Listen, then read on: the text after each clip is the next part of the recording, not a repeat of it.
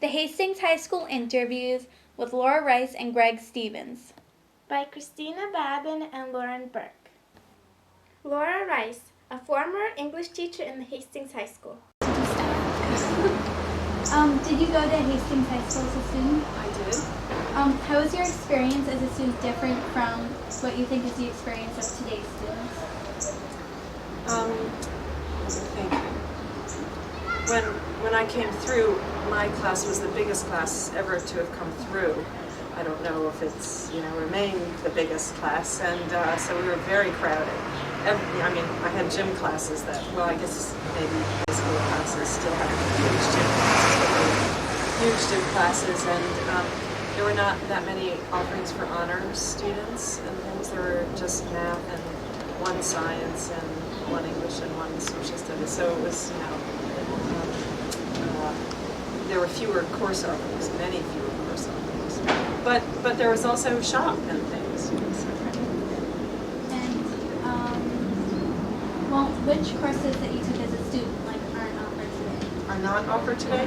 Home economics and shop. Neither of those are really offered. When did you graduate? 1965. How long did you teach? Did I teach in the school? 22 years. Well, 20 years actually. 20 years. And do you remember when you started? When I started teaching?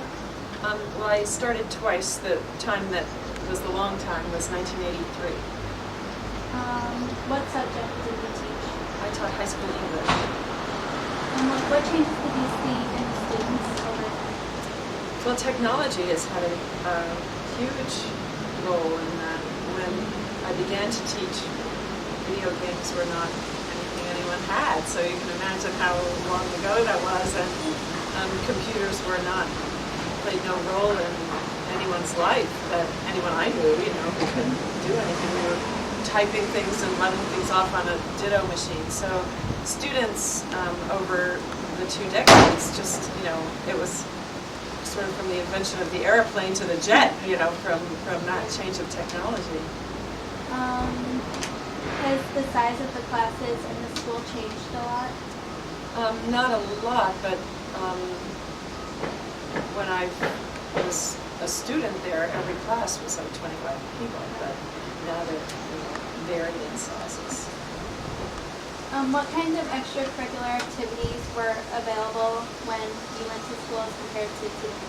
Well, it was funny, when I went to school, the last period of the day was for extracurricular activities. So you had to join radio club or chemistry club, or, every teacher basically had to offer some kind of extracurricular activity, and so you did it. So there was a wide range of things. People were not too enthusiastic about, all of these things, and I think it was probably better when extracurriculars became voluntary, because then, so Ushers Club, very weird things. Yeah. Are there any events that happened either when you were a student or when you were teaching that stand out in your mind? Well, some tragic events. When I was a student, President Kennedy was assassinated. I know that one very well. And then when I was a teacher, the Challenger exploded, and the World Trade Center also. So those events they bookmark my years there. Has the curriculum changed a lot over the years? I guess the offerings have become more broad, not broad, more particular. A course in Latin American studies, or a course in anthropology. So that's one of the changes in genetics. So there are many more specific classes being offered. Is the expectation for the students higher than it's been in the past? Possibly so. Possibly, yes. I think now everyone needs to graduate. In order to graduate from high school, you need to pass the Regents program of classes. And when I first started to teach, you could choose not to take the Regents. Has the relationship between the students and the teachers improved, or has it become worse? I remember it as a very friendly place, and also when I was teaching. I don't think it's become worse. It's maybe better. And do you think that Hastings High School stands out from any other schools? Yes, I do. I do. I visit other schools now, and I work for Fordham and observe student teachers, so I have the opportunity to go to other schools, and I observed someone in Hastings this year, so it was interesting, to go to the 3 other schools and then to come back to Hastings. And I feel there's something friendly and intellectually engaging about Hastings that I didn't feel in the other schools where I was. I mean, they had nice things. It's not that they were bad, but there's just some quirky energy in Hastings that I liked. Did you ever teach at any other schools besides Hastings? Yes, I taught in Rochester, at East High School in Rochester, New York. That was a big city high school. Did you teach any other subjects? No, I only taught English. That's it. Okay, thank you. Thank you. Thank you. Greg Stevens, a math teacher at Hastings High School. Okay, so hi, and did you go to Hastings High School as a student? Yes, I did. Did you go to any other high schools? Nope. How was your experience as a student different from the experiences of today's students? I think that when I was a student, we had, like me and a bunch of my friends used to play at recess, used to play after school, and we felt like we had a huge amount of free time. What I hear from students nowadays is that so much of their afternoons are planned out or more structured. I think that's probably the major difference. Which courses that you took as a student are not offered today? The French AP exam is a course that I took and enjoyed in French literature, and that's not offered now. Did you want to be a teacher when you were younger? No way, never would have crossed my mind.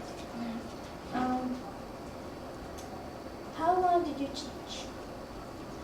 How long have I been teaching so far? I taught for 5 years as an adjunct professor at Mercy College while I was a full-time dorm dad. And then I worked for 6 more years at John Jay High School in Khrystyna before finally deciding that Khrystyna was way too far away and got a job closer to home. So I actually live across the street and get to see my kids in the morning. You do teach math, right? Yes. Did you ever teach any other subjects? Not as a public high school teacher. As a public high school teacher, I only teach mathematics. But before I came to public teaching, when I was working as an adjunct teacher, I was also an ESL specialist, meaning that sometimes I worked with Korean students, where the only language we shared was English. But I also worked as part of an outreach program in Yonkers, as part of the Yonkers Community Center. And there I worked with Spanish-speaking students, and I'm pretty good in Spanish. What expectations for the students changed since you were a student? That's a tough question. I think that in some ways our high school is unique, certainly among most high schools, because this school is run very much like a private community. Students come in early in the morning, sometimes work with teachers, sometimes on their own. Students are here late at night. I feel that I, as a teacher, am welcome to come in early to work or on the weekends. I've been able to borrow rooms, just like we're borrowing this room, to run a review session, and the students and I will order pizza and work on things together. So in that sense, I think that students are being asked to be, in a way, are being brought up by the school to be very independent. To manage their time well, to manage their academic responsibilities, and to merge their family and other responsibilities into that. I think that's somewhat of a change. We have, they're much more sort of able to act for themselves. They're agents of their own lives more than I remember from when I was a kid here. What changes did you see in the students over time, if any? I see a real change in the sense that students work together much more. there's much more of an emphasis both in our classes and in the way I see people studying on groups, on study groups. I think there continues, even from when I was a student here, to be a real emphasis on arts, humanities. I think that's good. As a student, when I was a student, I really didn't have a sense of what the roles of the parents were in the schools. And so it's hard to compare that. But I feel like for some students, their parents are more and more involved in the education process. But that could be the same as it was when I was a kid, and I don't know that I would have known. Has the size of the classes or schools changed? Not very much. I also have children who are going through the same system, little kids, 8 and 13, and their class sizes are relatively small compared to other high schools and elementary schools and middle schools. For instance, when I took a math class long ago, I graduated, or when I was taking a class in 1980, the class was run by 2 teachers. It had 45 students in it, but it also was two rooms knocked together. Hold on one moment. Okay. Great, thanks. Has the use of the computer affected how students learn and how teachers teach and how? Absolutely. When I teach and took calculus, before that I took pre-calculus and teach pre-calculus. The biggest change for me starts with computers you can hold in your hand, so that a student, instead of being asked, how do you graph this and what does the shape look like, now they can do that in an instant. All they have to do is ask the calculator, and out will come a picture of the graph. And that means that the emphasis in the class has changed from what does the shape look like to what does it mean, or where can you go with this? Where is it the steepest, or where is it changing the most quickly? You can ask much deeper questions, because you don't have to spend all that time on just generating what the picture looks like. So at an upper level of mathematics, that's huge. But take it away from math, the fact that most students have computers, and all the classrooms have them, and they're available through the labs in the library, means that teachers and students now have access to this whole body of research that we'd otherwise have to find in a library. And it probably wouldn't be the high school library. We'd probably have to go to one of the colleges if we wanted it. If we were looking up a particular mathematician or a particular idea around. That means that I can talk about something in class, something that might come up as a tangent that I didn't plan on, that we generated in discussion in a particular class, and I can say, hey, let's spend tonight, research it, write up 200 words, a paragraph and a half, less than a page, and bring it back tomorrow. Let me know where you got it, and let's actually try to use this. And we can come back and have a really sophisticated idea about something only because it was accessible to us through the internet, maybe through the computer program. That's huge. Are there any events that happened that stand out in your mind? Events when? During your school career? When I was a kid or teaching? Or both? Both. I can talk about part of the reason that I left John Jay High School is because it was so far away, 35 minutes driving, that I realized that I was never going to drive back up to watch a play. I was never going to watch my students in an athletic event. And one of the neat things for me here has been that I've been able to do all those things, which means that I really get to see my students as the sort of multi-layered, multi-talented people that they are, and not just through our interaction in the classroom. The best part for me also is when I first started working here, my youngest sister was in her senior year. And so for me, big events in this school are things like that, are my contacts and relationships with people. It was neat seeing Isabel walk the halls. It's neat occasionally seeing my daughter Andrea when she's in the middle school and I'm about to go teach in 129. It's neat being here in the afternoon or being on the athletic field and seeing students from my classes doing their next neat thing. So that, for me, that's the best part about living and working here. How has the curriculum changed? The curriculum in mathematics has changed for a couple of reasons. One of them is that New York State has gradually asked for a wider, although somewhat less deep, sort of a wider but more superficial look at mathematics. Some of that is just in response to the fact that it's sort of the latest stuff in mathematics tends to be different topics than we study in our traditional high school career. So that's one driver change. The second is that for a variety of reasons we have much more testing than we have. It's part of the No Child Left Behind Act that schools sort of assess where their students are. These tests are so huge in the lives of a teacher and a student, sort of in their weight in a classroom, that I think that has really changed the way classes play out over the years. And the final one is that I think we are much more of an open enrollment school than we were when I was a student.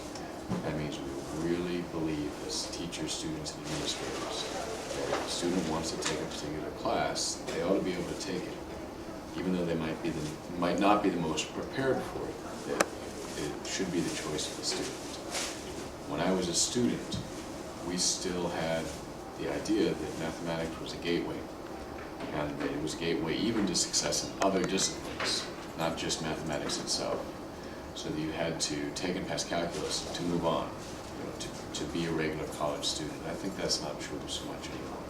We see mathematics less as a gateway for everything than a topic in of itself.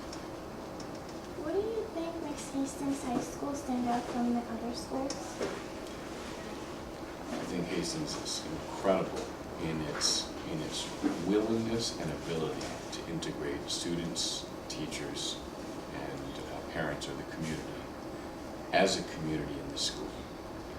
We have an education foundation that sort of is trying to fund neat ideas that will help teachers teach to students. We have a school that's willing to invest a huge amount of money in things like theater and art, in computers. It's a school whose philosophy is that it's a community for learners. And I think that has made it possible for us to be more than simply learners, but also partners. It's a great school to work in. I love it. Thank you. Sure. Thank you both.